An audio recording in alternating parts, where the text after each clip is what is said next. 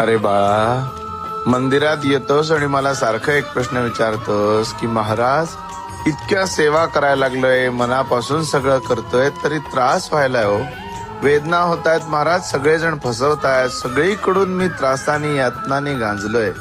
बाळा लक्षात ठेव, माझ्याकडे आत्ता आलास पण गेले कित्येक वर्ष अनेक षड्रिपूंनी वाईट गोष्टींनी तुझा शर्ट, तुझी चादर, तुझे कपडे या मलानं भरलेले आहेत.